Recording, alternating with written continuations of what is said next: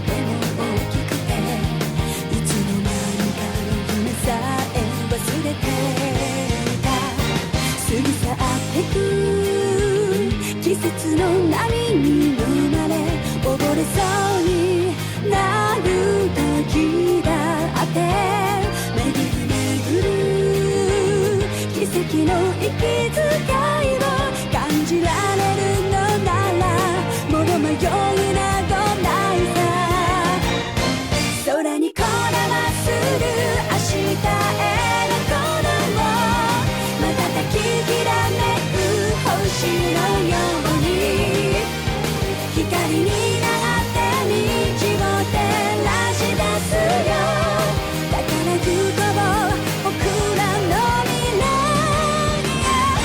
風が歌い出す明日への鼓動雲間にきらめく虹のように架け橋になり道を描き出すよだからほら顔を上げてまっすぐ前を向いてそうさ行くよ僕はそうさ行こう君と未来へ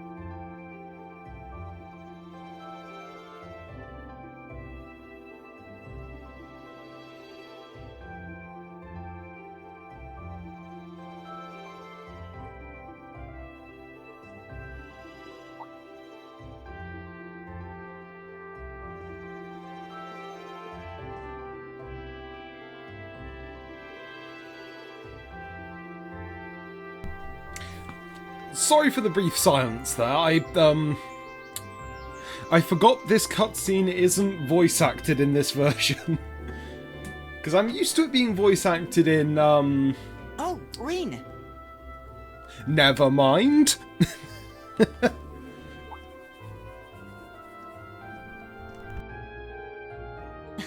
Good morning. Are you heading to school now too? Oh, okay. So this has kind of done something that I honestly really hated in 3 and 4. If you're not going to fully voice act the scene, don't do it at all. No problem. Because it's really I'm guessing everyone else immersion left already, breaking huh? when we have one character in the scene that's voice acted, but everybody else isn't. So yeah, in the PS4 version, Reen's dialogue here is voice acted. Oh, okay then. For some reason it isn't in this game. He's not sensing anyone? What does that mean exactly? Okay, so that whole sensing thing is something to do with Reen being more being battle-hardened, I want to say. If that's even the right word. Good morning. And look, everybody but Reen is voice acted in this Morning. scene. Are you two on your way to school? Yeah. Come on, Emma. We're going to be late. Right, so... what? Hey, wait for me, Lisa. We'll see you in class. Oh, I actually forgot to get something up. 1 second. Oh, it's just one of those days today, ain't it? I'm just forgetting everything.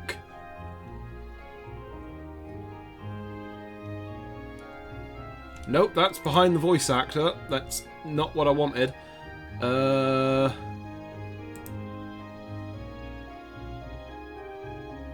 we go. Yeah, that moment where I forget to have the guide up.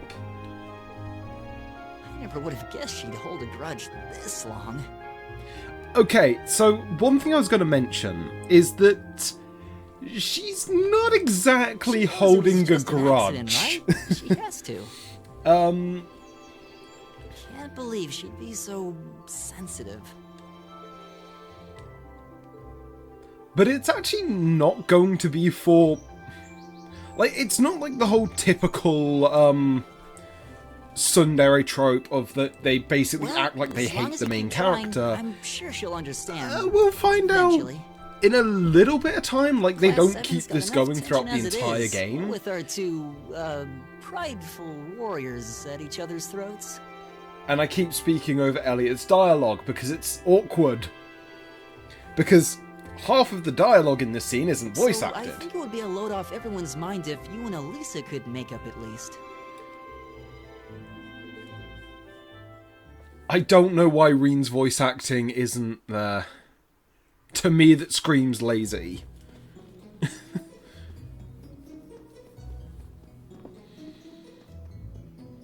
But hey, it's the only version of the game I could actually record.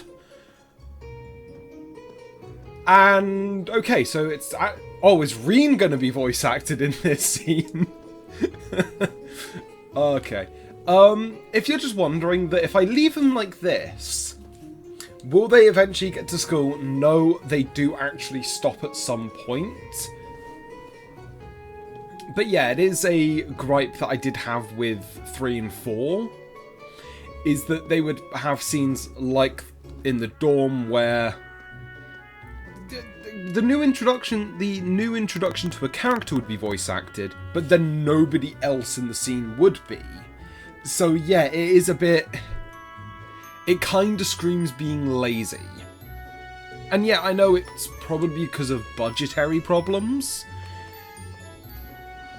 So yeah, I can kind of give it a bit of slack. But if I find out that it wasn't because of budgetary problems, that unfortunately is still going to knock 3 and 4 down a peg. Because I do like them, but... Yeah, no, they do have a lot of moments I absolutely love, but just a few things keep it from being as good as 2, and I am guessing that 2 is going to be in the same boat as this version of the game on the PS3. So yeah, a question that I think a few of you might be asking: why aren't you doing the Steam version?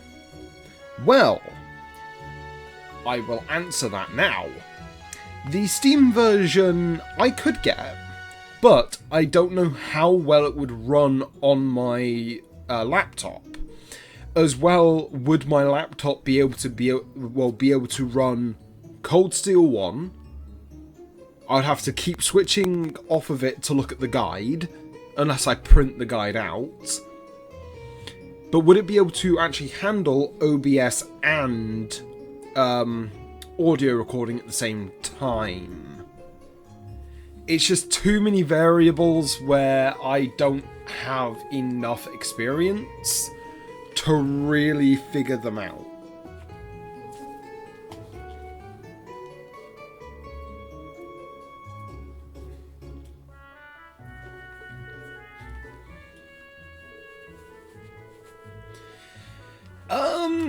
Them getting along better over time,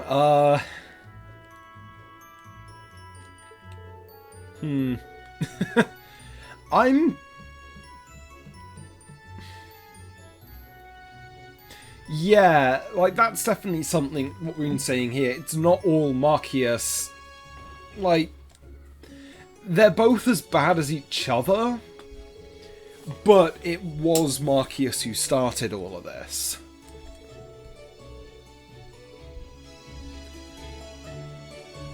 And I want to think that this scene is voice acted in the PS4 version. I might And have that's to where check. we'd be if we weren't Oh. in Class 7. The well, Elliot, you'll be in that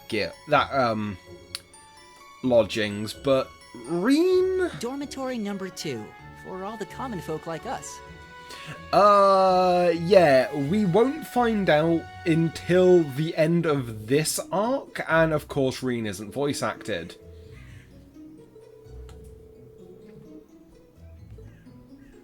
Well, they did a good job. It's got a nice feel to it. I just wish it were a little closer to the academy. It's not too far away. You're in our way. Step aside at once. Oh god, here we go. We are going to be introduced to a character I did not respect until like near the end of 3.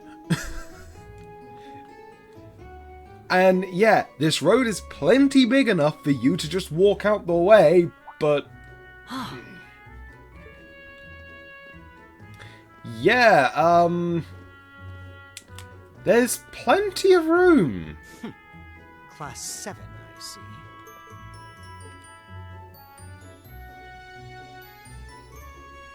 Is something the matter? You're just a ragtag bunch of nobodies, aren't you? Come on, we're leaving.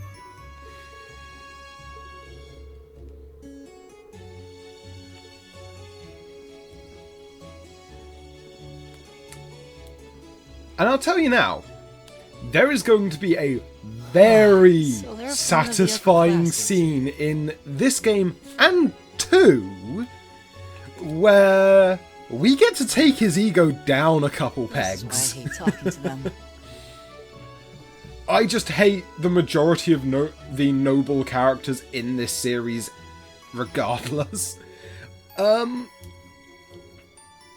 some of them I really do like. It's just the ones like, well, actually we've already had his name, we just haven't had his introduction yet. Patrick that would be pretty is bad. a character I really do not like. That's the infamous dormitory number 1, where all the nobility lives. It's supposed to be super fancy inside, with maids and butlers and everything.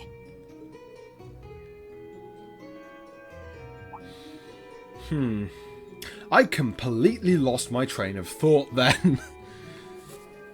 Just trying to remember when it actually takes place. Is it before the third field study? Yeah, sorry. Oh, hey, have you picked out a club to join yet? That line there is kind of Doesn't important. sound like you have to or anything, but it's probably a good way to meet people. Okay, so Reen's whole thing is he's the only member of Class 7 who technically doesn't join a club.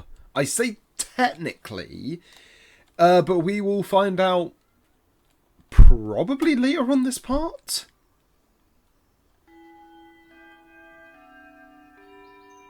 Stand, bow. Be seated.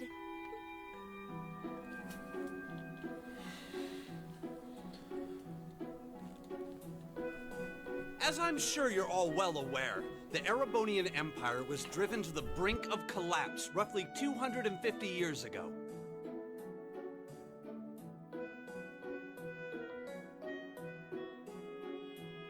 This was brought about by the conflict we know as the War of the Lions. I would actually kind of like to talk about Thomas here, but that would be massive. Like, there's a massive reveal if you've done multiple playthroughs of 2, and then 3 of, like, who this guy actually is. So I'm not going to talk about it now, unfortunately. A civil war lasting several years, staged over the throne of the late emperor by the most powerful of his potential successors. But of course, I'm not here to tell you that. If I were, I think even young children would be able to pass this course. Rather, I'd like to discuss the effects this had on the Empire as members of the aristocracy were drawn into the war. Many hired mercenaries turned to looting and pillaging, and a similar trend could even be seen among some of the knights. The land was left utterly devastated, and morale was at an all-time low. But then, lo and behold, into this nightmare stepped a man willing to take a stand against this bloody war of succession. He was a wandering prince who began to rally forces from the outskirts of the Empire, and would go on to make quite a name for himself. And that name, of course, was Dreikels Rysei Arnor. He would later become known as Dreikels the Lionheart, the 73rd Emperor of Erebonia, and father of the Renaissance. Not to mention the founder of this very academy. Dreikels' army was initially rather small in number. But as he traveled across the Empire, winning over the hearts of influential sympathizers, his forces rapidly increased. Now, the place where Emperor Dreikels first began gathering his army was... Reen Schwarzer, would you care to tell the class?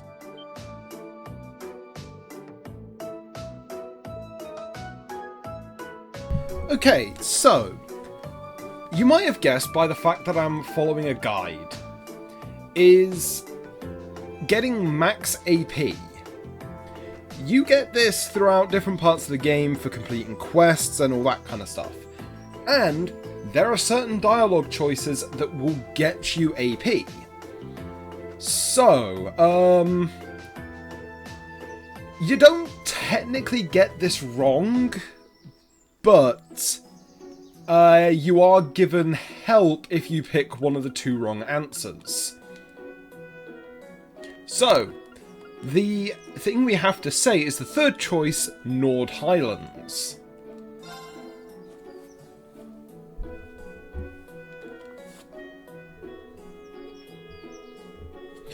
And if I remember correctly, this scene isn't voice acted in the PS4 version. And as we realise... Lisa does care.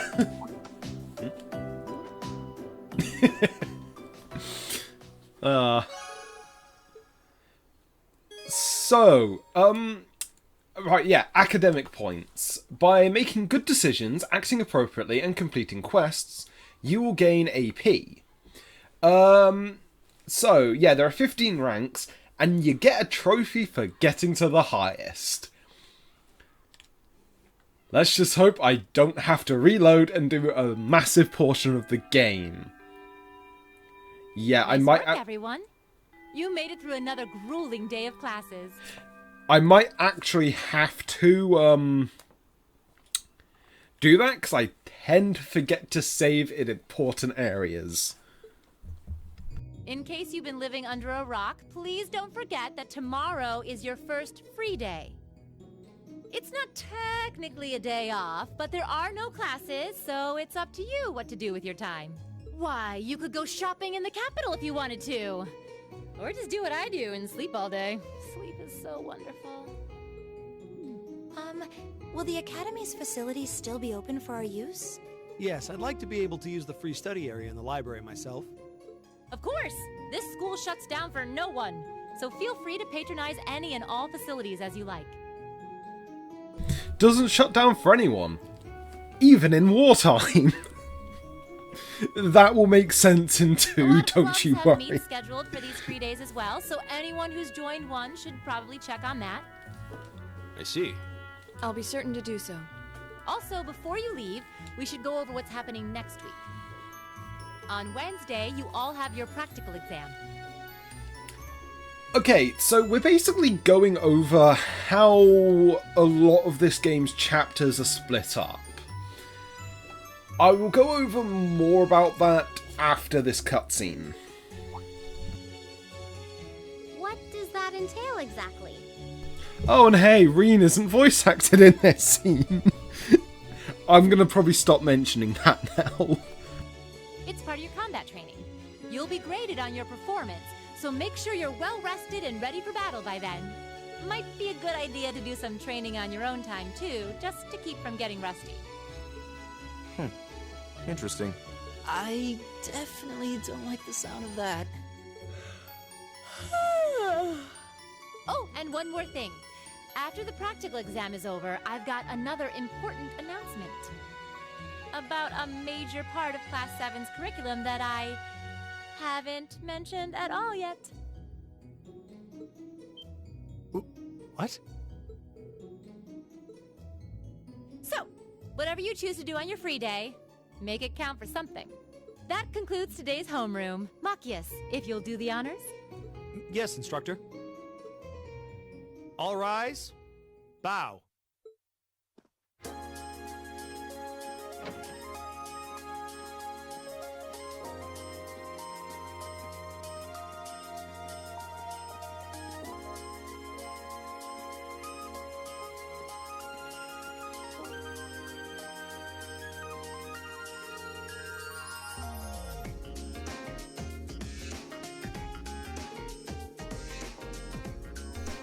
So, we're going to be getting into kind of the first gameplay section of how these weeks are, well, chapters are broken up. So, the first one is after school, before the free day. There's nothing much really to do on these days. It's mainly just going around, getting a few things you missed, and just talking to characters. There is something missable today. And yeah, they're just talking about like what sort of clubs that they're going to join. Reen is going to be perpetually undecided.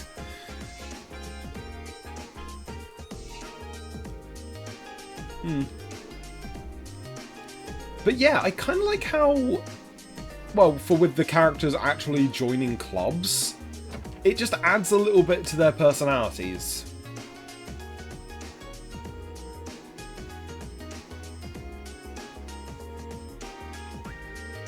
Oh, okay, so yeah, this scene, I think, again, is voice acted in the PS4 version. Basically, Sarah is kind of, well, she gets Reen to end up to do a whole bunch of things for her because she conveniently doesn't have enough time.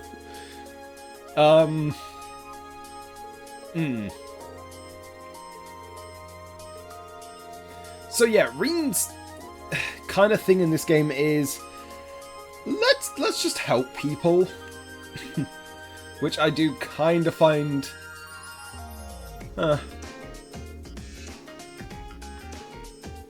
yeah, so Reen is totally undecided with club activities, so Sarah kind of, like, I don't know if she planned it, that Reen would do it for her, but this is kind of just showing like what Reen will be doing club-wise, with big air quotes. Actually, let's talk to Sarah and see what she says. Oh, she's telling us where the student council building is. Well, the school union.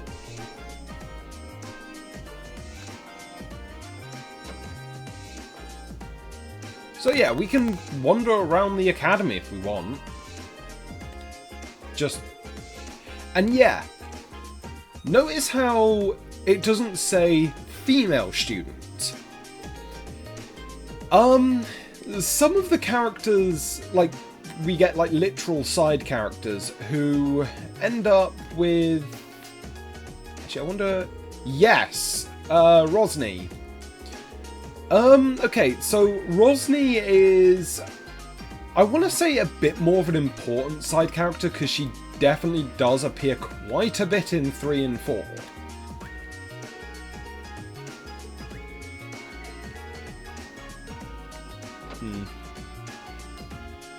No one in here. Help if I wasn't walking in the door. Well, into the door. Oh, that's just Colette again. So, I'll explain it a bit more, and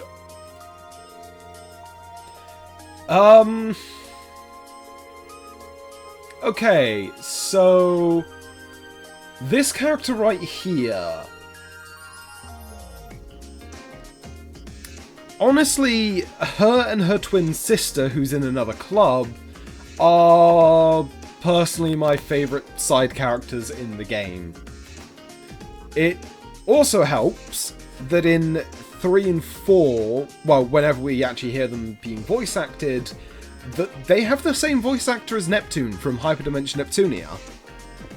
So that's personal marks for me, and also, for some reason, I just absolutely love how they are. Especially seeing as, yeah, in 3, the twin sister, we actually do a few side bits for. And I don't think there's anyone in... Nope. So I think the only other room to check would be music.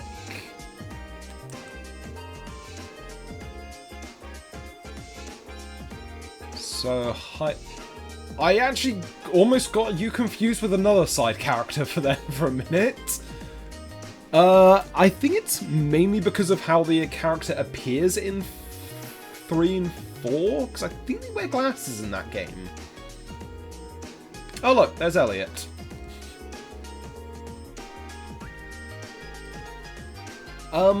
Yeah, so we do find out a bit more about why Elliot's at this academy and why he gravitates to music, which I kind of find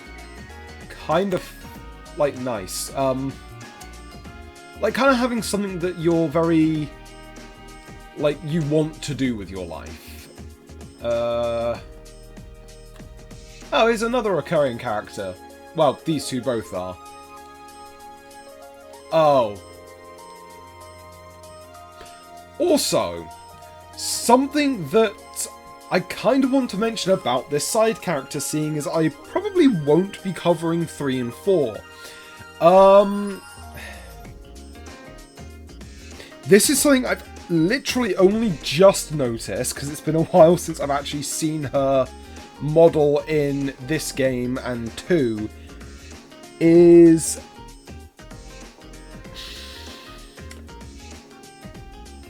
in 3 and 4, her model is quite a bit different. She's flat. I have no idea when I could have mentioned that, so I may as well mention it now. Of course, like, that's just something that I notice. Oh, Vincent, you are, honestly, in 3, you're quite a funny character when you're reintroduced. And...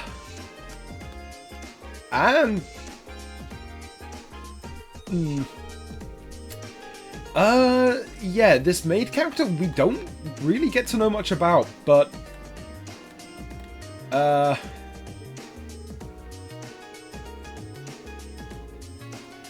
that headphones almost fell off my head. Because that's kind of one of the problems with me wearing headphones is... I don't...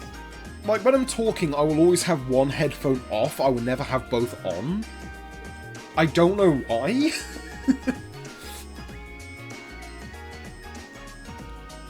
Do you see... so I take it you don't like running in the corridors. He actually says nothing if you run. So, the Academy grounds. Yet the Student Union is... well, it's the other big building that's hard to miss. Oh wait, there's 3 others. Okay, so auditorium we won't need. The field, which...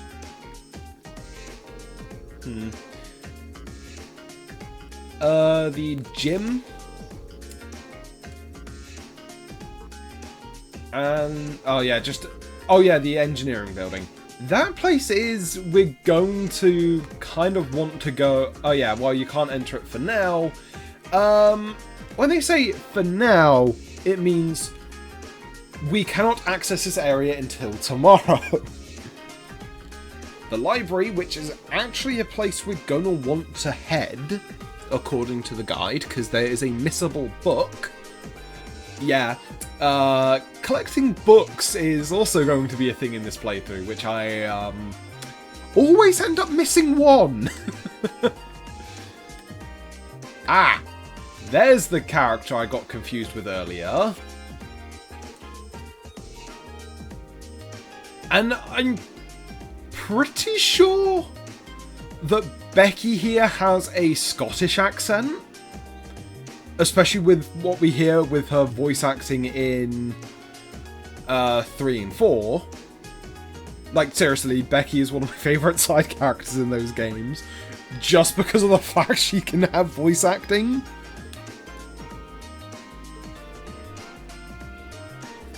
Yeah, so Becky's whole... Like, Becky and Hugo's kind of thing is that... merchants. Though, yeah. Yes, it is in 3 where Hugo is wearing glasses. And basically gets, like, the full dick makeover. Okay, so we want to head straight for the library and Marcius. Oh, Eustace is in there, isn't he? You know, you... Right. Okay, so, honestly, Marcius is just being a little bit petty. Because, oh, and we get a little introduction to the library. Because, yeah, Eustace is over there.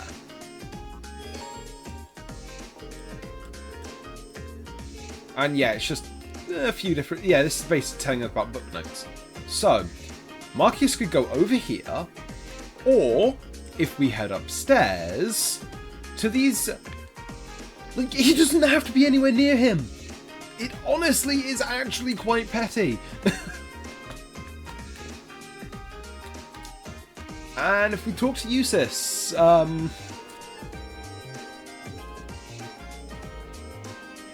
yeah, Eustace actually doesn't have a club he has many mind to join, but he will join one, I'm pretty sure. Yeah, he does.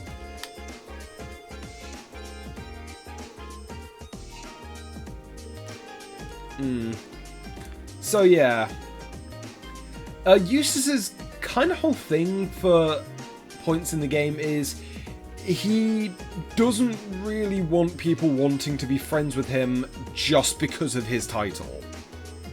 And if we go to the... well, if we read this... Do I read it? You know what? I am actually going to read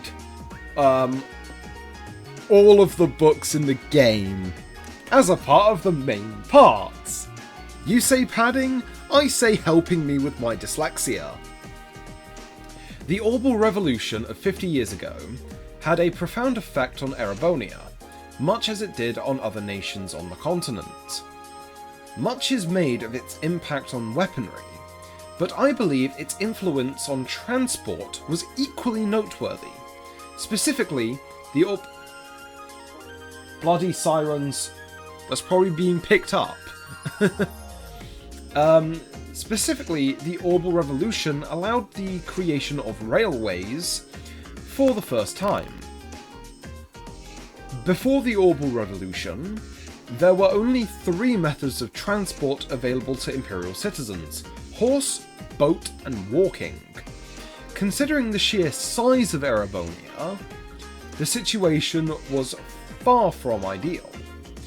Travelling from the Imperial capital of Heimdall to Berehard, the capital of the Kreutzen province, for example, took 10 days on foot, 4 days by 4 days by horse. Such a long journey would be impossible to imagine for the Erebonian citizen today. Changing all that, however, the Orbal Revolution's transformation of the manufacturing, making the creation of the mechanical engines possible for the first time. God, this is painful because I'm constantly flooding my words. This marked a key turning point in the history of transportation, and Erebonia's first use of these engines, the first invention of the train. Septine calendar 1158. The first orbally powered vehicle to run on rail tracks was developed through the combined efforts of Professor G. Schmidt, a character we'll get to know in later games, and a leading disciple of Professor Epstein and the Rhineford factory, known at the time as a weapon manufacturer. Septine calendar 1160. The freight line between Rua capital city and Sashen iron mine was complete.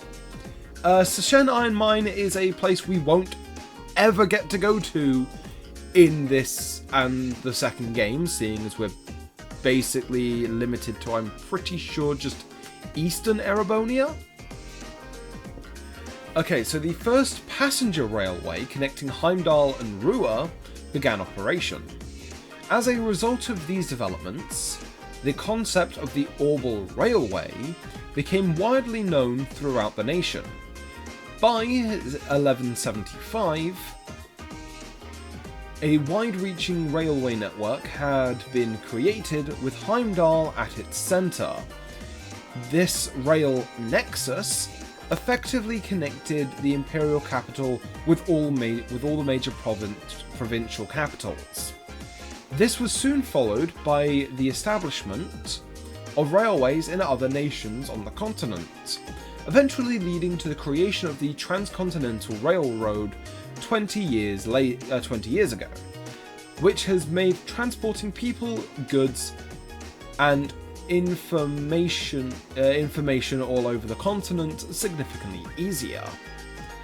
There is no doubt that the orbally powered airships invented in the Liberl Kingdom and the family automobiles developed in the Calvard Republic are also wonderful inventions. However, a half a century after the Orbital Revolution, it is an incontestable